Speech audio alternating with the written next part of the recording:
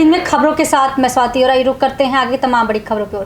Police आयुक्तालय जयपुर द्वारा अवैध हथियारों के खिलाफ ऑपरेशन एक्शन अगेंस्ट गन की शुरुआत। कुल 15 आरोपी गिरफ्तार। देसी कट्टे, 11 पिस्टल, 4 रिवॉल्वर, एक 1241 नाली बंदूक, एक टोपीदार बंदूक और एक एयर गन, 2 जिंदा कारतूस, 151 खाली कारतूस 22 बरामद किया गया है। पुलिस आयुक्त जयपुर आनंद श्रीवास्तव ने बताया कि अवैध अग्नेयास्त्र का प्रयोग कर अपराध कारित करने वाले अपराधियों की धरपकड़ के लिए जयपुर आयुक्तालय दिनांक 8 सितंबर 2020 से ऑपरेशन एक्शन अगेंस्ट गन का प्रारंभ किया गया। समाज में भय मुक्त वातावरण और इस तरह की घटनाओं पर अंकुश लगाने के लिए ऑपरेशन एक्शन अगेंस्ट के तहत धरपकड़, रेड, नाकाबंदी एवं इंटेलिजेंस कलेक्शन के आधार पर प्रभावी कार्रवाई करेंगे। देखिए सोडाला से नीना वर्मा की रिपोर्ट। वर्ष जयपुर पुलिस के द्वारा मादक पदार्थों के विरुद्ध एक ऑपरेशन शुरू किया गया था, ऑपरेशन क्लीन स्वीप। उसके अंतर्गत कोरोना से पहले प्रभावी कार्रवाई करते हुए लगभग 350 केसेस रजिस्टर किए गए। काफ़ी मात्रा में मादक पदार्थ अलग अलग श्रेणी के जब्त किए गए और उससे जयपुर में सभी जगह मादक पदार्थों के सर्कुलेशन में, उनकी बिक्री में, उनकी सप्लाई में और उनकी उपलब्धता में काफ़ी कमी आई। लेकिन फिर कोरोना का पीरियड आने की वजह से और जेलों में भी संक्रमण फैलने की वजह से उस ऑपरेशन को कुछ दिन के लिए थोड़ा स्लो किया गया, धीरे किया गया। अभी जब से ये अनलॉक डाउन शुरू हुआ है तो जयपुर पुलिस के सामने या कह दें कि प्रदेश में सभी जगह एक नई तरीके की वारदातें उभर करके आ रही हैं जो पुलिस के लिए एक चैलेंज बन रही हैं। और वो वारदातें हैं फायर आर्म्स का प्रयोग करके, चाहे वो कट्टा हो या पिस्टल हो या रिवॉल्वर हो, उसका प्रयोग करके फायरिंग करके अपराध कारित करना। उसमें अगर कोई आदमी कोई पैसे वगैरह ले जा रहा है तो उस पैसे को छीनना। कई बार आपस में उनकी रंजिश है या किसी वजह से विवाद है तो उस विवाद में भी फायरिंग का प्रयोग करना। और अभी आपने पिछले 1 महीने के अंदर जयपुर में कई घटनाएं हो गई, जिसमें सबसे ज़्यादा संगीन वारदात हुई आपके विश्वकर्मा इलाके में। एक पेट्रोल पंप का पीछा किया, मोटरसाइकिल से 5 बदमाश आए, उन्होंने फायरिंग की। अनफॉर्चुनेटली गोली उनके शरीर के नाजुक अंग में लग गई, उनकी मृत्यु भी हो गई। हालांकि बाद में अपराधी भी पकड़े गए, राशि भी बरामद हुई, लेकिन ये घटना अपने आप में बहुत संगीन और दुखद। इसी तरीके से भांकरोटा में, सांगानेर सदर में, शिप्रापथ में अपराधियों ने, बदमाशों ने फायर आर्म्स का यूज करके लूटपाट की छोटी मोटी कई घटनाएं कारित की। इन सभी में हालांकि अपराधियों को पकड़ लिया गया, उनके फायर आर्म्स बरामद कर लिए गए, लेकिन इस बढ़ते हुए प्रचलन और प्रैक्टिस को देखते हुए पुलिस मुख्यालय स्तर पर भी इसकी गंभीरता को लेकर के विचार विमर्श और चिंतन हुआ। और चूंकि जयपुर राजधानी है तो यहाँ भी सारे डीसीपीज़ ने, एडिशनल सीपीज़ ने मिल करके इसके बारे में विचार करके ये तय किया गया कि एक विशेष अभियान जैसे ड्रग्स के लिए चलाया गया था क्लीन स्वीप, वैसे ही जयपुर में हथियारों को धरपकड़ करने के लिए, हथियारों के सर्कुलेशन पे अंकुश लगाने के लिए, बढ़ते हुए गन कल्चर को पूरी तरीके से क्रश करने के लिए एक अभियान आज से शुरू किया जा रहा है, एक्शन अगेंस्ट गन।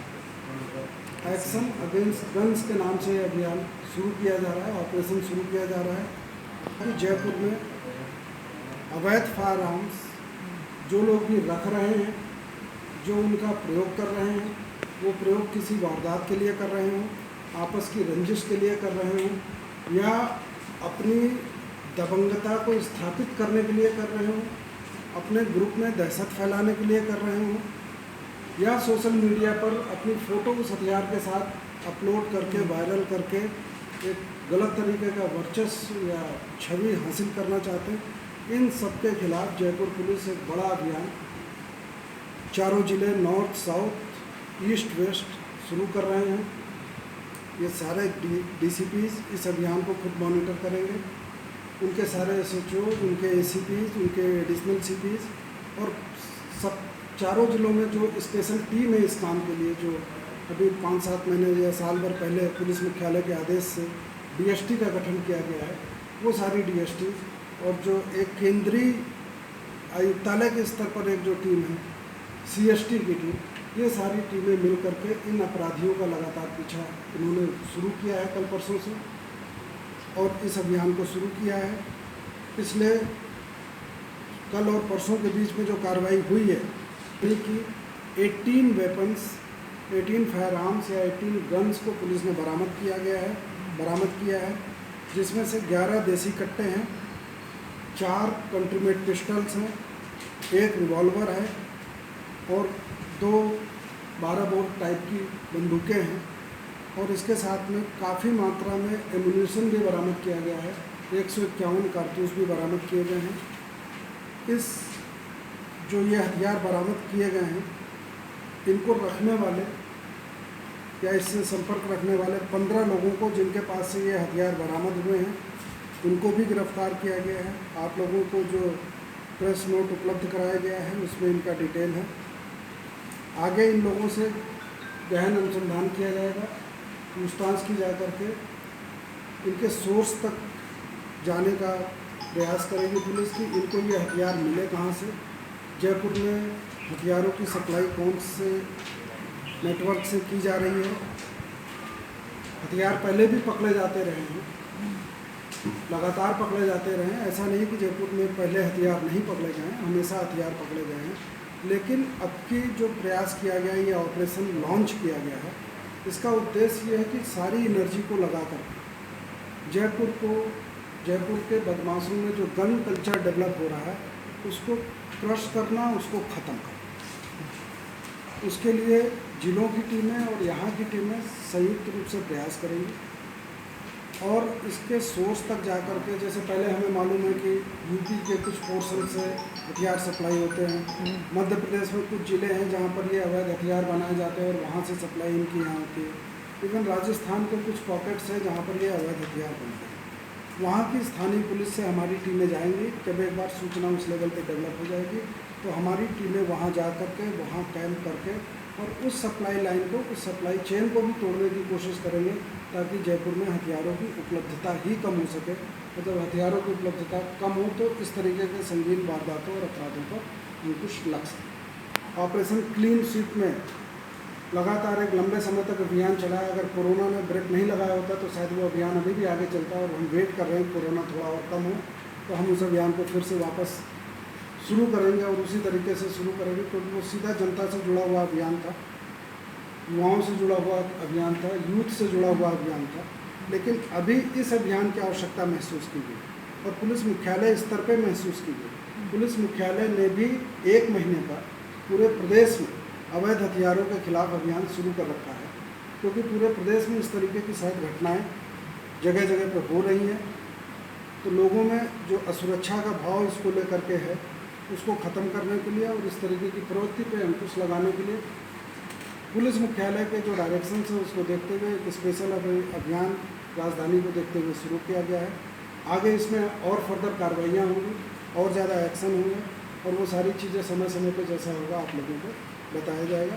अभी तो मैं आज इस अभियान की शुरुआत हम कर रहे हैं, एक नया अभियान है, जस्ट ये सूचना देने के लिए और इसकी शुरुआत में क्या कार्रवाई की गई वो बताने के लिए आप लोगों को आज यहाँ पे तकलीफ दी गई, आपको बुलाया गया। सर, इसके साथ ही उत्तराखंड के जिला उधम सिंह नगर के बाजपुर में युवा कांग्रेस कार्यकर्ताओं ने देश में बढ़ रही बेरोजगारी को लेकर देश के प्रधानमंत्री नरेंद्र मोदी के जन्म दिवस को बेरोजगार दिवस के रूप में मनाया और भाजपा सरकार का विरोध किया। तो इस दौरान कांग्रेस कार्यकर्ताओं ने बेरोजगार युवाओं की बेशकीमती डिग्रियों की प्रतियों को रखकर पकौड़ी बेची। बता दें कि प्रधानमंत्री नरेंद्र मोदी के जन्म दिवस पर पूरे देश भर में भाजपा कार्यक्रम आयोजित कर रही है, तो वहीं कांग्रेस कार्यकर्ता प्रधानमंत्री नरेंद्र मोदी के जन्म दिवस को बेरोजगार दिवस के रूप में मना रही है, जिसके चलते बाजपुर में वरिष्ठ कांग्रेस नेता जगतार सिंह बाजवा के नेतृत्व में दर्जनों युवा कांग्रेसी कार्यकर्ता भगत सिंह चौक पर एकत्र हुए, जहां कांग्रेसी कार्यकर्ताओं ने देश में बढ़ रही बेरोजगारी और युवाओं को नौकरी न मिलने पर पकौड़े तलकर सरकार का विरोध किया और जमकर नारेबाजी की। इस दौरान युवाओं की बेशकीमती डिग्रियों की प्रतियों पर रखकर पकौड़ी बेची गई और इस दौरान कांग्रेस नेता जगतार सिंह बाजवा ने कहा कि केंद्र सरकार के नेतृत्व में युवा बेरोजगार होते जा रहे हैं, जिसके चलते प्रधानमंत्री नरेंद्र मोदी के जन्मदिवस को बेरोजगार दिवस के रूप में मनाया जा रहा है। उन्होंने कहा कि आज देश का पढ़ा लिखा वर्ग बेरोजगारी की कगार पर है। उन्होंने कहा कि वर्तमान में सरकार नौकरी देने की जगह नौकरियां छीनने का काम कर रही है, जिसे किसी भी कीमत पर बर्दाश्त नहीं किया जाएगा। देखिए बाजपुर से मोहम्मद शहीद की रिपोर्ट। नरेंद्र मोदी जी का जन्मदिन है और उनको शुभकामनाएं देने का एक कार्यक्रम, एक औपचारिकता ज़रूर पूरे देश में है। उसके साथ साथ कांग्रेस, यूथ कांग्रेस बेरोज़गार दिवस के रूप में मना रही है। हम मोदी जी को जन्मदिन की शुभकामनाएं देते हुए ये बताना चाहते हैं, ये रेखांकित करना चाहते हैं कि आपके कार्यक्रम में देश के करोड़ों युवा बेरोज़गार हो गए और आप उनके किसी रोज़गार का कोई इंतज़ाम नहीं कर पाए। ये उनको एक संदेश देने के उद्देश्य से आज भगत सिंह चौक पर यूथ कांग्रेस के तत्वाधान में बेरोज़गारों ने आज यहाँ पर पकौड़े तलकर अपना बधाई भी दी है उनको और उनको याद भी दिलाया है कि आपसे बहुत सी उम्मीदें थी जिन पर आप खरे नहीं उतरे। जिस तरह से PhD किए हुए भी हमारे युवा हैं जो बेरोज़गार घूम रहे हैं, तो उनकी डिग्रियां किस काम आएंगी जब उनको कोई रोज़गार नहीं मिलना है। तो उन्होंने आज प्रतीकात्मक तौर पे अपनी डिग्रियों की प्रतियों पर पकौड़े रख करके लोगों को यहाँ पर बेचे हैं, जो ये संदेश दिया है कि ये जो डिग्रियाँ हैं जिनके माँ बाप ने इतनी उम्मीद से अपने बच्चों को पढ़ाया होगा और यहाँ तक डिग्रियां उनको करवाई होंगी, आज वो निराश हैं, मायूस हैं, उसी का संदेश दिया है। बांदा में गांव पर भरे दलदल से निकलने पर मजबूर है लोग। यहाँ आपको बता दें कि यह पुराना मामला बांदा जिले के तहसील बबेरू क्षेत्र के कामासिन ब्लॉक के तराया गांव का है। खड़ंजा व RCC आज भी नहीं डाला गया। कीचड़ से हेल कर आना जाना पड़ता है। महिलाएं, बुजुर्ग, बच्चे व ग्रामीणों का कहना है कि हम प्रधान सचिव व सक्षम अधिकारी को कई बार अवगत कराए, फिर भी आज तक RCC खड़ंजा यहाँ पर नहीं डाला गया। ग्रामीणों का कहना है कि प्रधान का कहना है कि रास्ते में आप मिट्टी डलवाए तब यहाँ पर RCC रोड बनवाया दिया जाएगा व खड़ंजा डाल दिया जाएगा। ग्रामीणों ने कहा कि हम सरकार से अनुरोध करते हैं व जिलाधिकारी बांदा से ग्राम पंचायत तराया की जाँच किया जाए। यहाँ पर कागजी विकास किया जा रहा है। हम लोग हरिजन बस्ती का RCC व खड़ंजा नहीं डाला गया। हम लोग अभी भी कीचड़ दलदल से निकलने को मजबूर हैं। देखिए तिंदवारी से शत्रुघ्न सिन्हा की रिपोर्ट। प्रधान सचिव से बताया है आपने? प्रधान जी से कहे है, सचिव नहीं आती का यहाँ का माची? नहीं आया और कहे है कि हम ये खोर का बनवाओ प्रधान जी, तो कही से कि हाँ बनवाएंगे। अब पूरा लिख के भेज दी से कि हम बनवा चुके हैं, RCC पर चुकी इसकी। हाँ। क्या नाम है आपका? राजकुमार। यूपी के प्रयागराज जिले के थाना कैंट अंतर्गत जहां बाहुबली अतीक अहमद की मुश्किलें थमने का नाम नहीं ले रही हैं, आज सिविल लाइंस के पटेल मार्ग पर स्थित मोहम्मद अब्बास का शॉपिंग कॉम्प्लेक्स जिला प्रशासन ने सील किया। अतीक अहमद के करीबी बिल्डर पर कार्रवाई। मोहम्मद अब्बास अतीक अहमद का करीबी है और अतरसुइया थाने का हिस्ट्री शीटर नजूल की जमीन पर शॉपिंग कॉम्प्लेक्स बना था। देखिए प्रयागराज से कुमारी मनोज सिंह की रिपोर्ट। किसकी बिल्डिंग है और किस नेशनल की जा रही है? ये मोहम्मद अब्बास खान की बिल्डिंग है जो इलीगल नक्शे से काफ़ी ज़्यादा विचलन करते हुए अवैध रूप से निर्माण किया गया है। एक्स्ट्रा फ्लोर भी एक बना लिया गया है और इस पर ध्वस्तीकरण आदेश पारित है। आज सीलबंदी की कार्रवाई की गई है और आगे ध्वस्तीकरण की कार्रवाई भी की जाएगी। और कितनी चिन्हित जो चिन्हित हैं और चिन्हित की जा रही हैं, निर्माण चिन्हित किए जा रहे हैं, जो संज्ञान में आ रहे हैं, उनके विरुद्ध जो है कार्रवाई लगातार जारी है। अभी एग्जैक्ट फिगर बताया जाना संभव नहीं है। अभी तक कितनी सी ध्वस्तीकरण कार्रवाई है? एग्जैक्ट फिगर नहीं बता सकते। कार्रवाई निरंतर जारी है और आप लोग देख ही रहे हैं कि कार्रवाई हो ही रही है।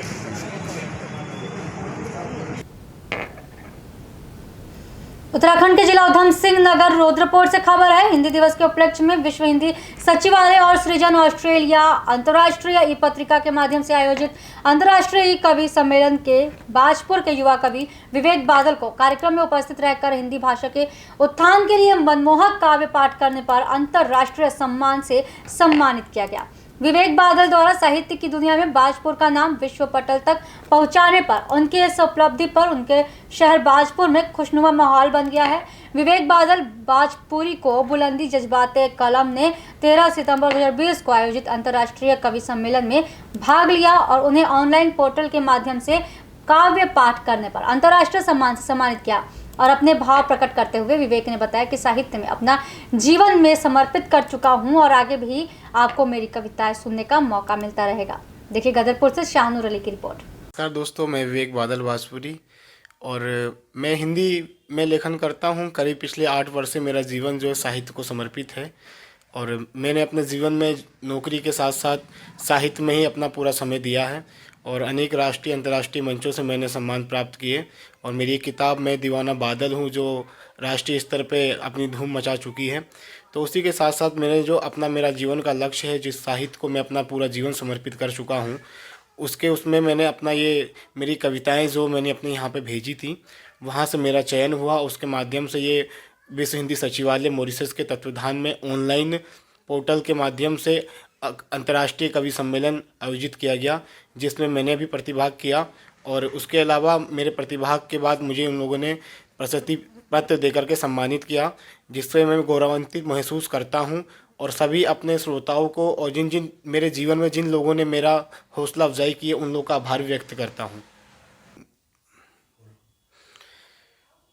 इसी तर्ज पे मैं भी अब साहित्य के लिए काम कर रहा हूं और साहित्य में नए लोग आने चाहिए और उनकी पहचान मिलनी चाहिए। जिनकी कविताएं किताबों में रह जाती है, उनको मैं एक ऑनलाइन पोर्टल पे लेके आना चाहता हूं। और इस माध्यम से मैंने एक बुलंदी चैनल का निर्माण करा है। बुलंदी संस्था का संस्थापक हूं मैं और बुलंदी फेसबुक पेज चल रहा है, हमारा यूट्यूब चैनल चल रहा है और जिसके ऑनलाइन कार्यक्रम भी करवाए जा रहे हैं और ऑफलाइन भी करवाए जा रहे हैं। तो जैसे ही लॉकडाउन ख़त्म होता है उसके बाद मैं बुलंदी के माध्यम से हमारे आसपास के और पूरे देश भर के जितने भी नवोदित कलमकार हैं जो हिंदी भाषा या साहित्य में काम करना चाहते हैं, जिनके अंदर साहित्य है, जो लिख रहे हैं, जिनकी कविताएं सिर्फ किताबों तक रह जाती हैं, उनको मैं एक मंच प्रदान करने का कार्य कर रहा हूं और इसको मैं हमेशा अपने जीवन भर हमेशा बढ़ाते रहूँगा। तो मेरा मानना यह है कि मैं नए युवाओं को इस साहित्य के बाग में सिंचाई के रूप में उनको एक मंच प्रदान करूंगा। तो आप सभी लोग, जो भी लोग मेरे साहित्य से संबंधित लोग मेरी वीडियो देख रहे हैं, वो मेरे से जुड़ें और मेरे माध्यम से भी जुड़ें। मैं आप सभी का आभार व्यक्त करता हूँ। के समाचार आगे कुछ खास खबरों के लिए बन रही है फास्ट न्यूज़ इंडिया के साथ। धन्यवाद।